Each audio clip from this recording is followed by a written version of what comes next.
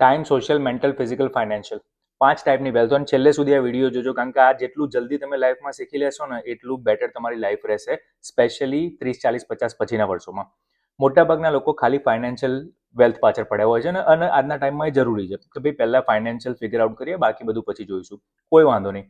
પણ અમુક લેવલ પછી જ્યારે ફાઇનાન્શિયલ સેટ થવાની ચાલુ થઈ જાય ને, ત્યારે તમે વિચારજો કે યાર ઘણા લોકો જોડે પૈસા છે પણ એટલો ટાઈમ નહીં હોતો કે સાંજે 10 મિનિટ ફેમિલી જોડે બેસી શકે કે સવારે 10 મિનિટ ચા એન્જોય કરી શકે.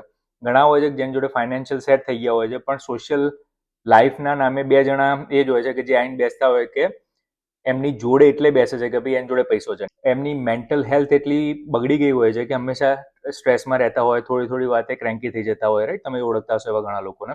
અને ફિઝિકલ, ઘણા લોકો જોયા હશે કે ભાઈ 50-55ના હશે, બહુ પૈસો પડ્યો હશે પણ એમને શરીરમાં ઘણા રોગ ઘૂસી ગયા હોય. શરીર તમે જોવા ખબર પડી જાય કે ભાઈ આ હેલ્થનું ધ્યાન નથી આપતા ભાઈ, બરોબર? અને ઘણા આપણા ઓળખીતાઓમાં જ ઘણા બધા હોય છે, એટલે કોઈનું આપણે ખરાબ દેખાડવા માટે આ વસ્તુ નથી બોલતા, પણ વસ્તુ એટલા માટે આ સમજાવવાનો ટ્રાય કરું છું કે ભાઈ ફાઇનાન્શિયલ ઉપર ફોકસ કરો પણ આ બાકીની 4 વેલ્થ છે ને એના ઉપર બી ફોકસ કરજો.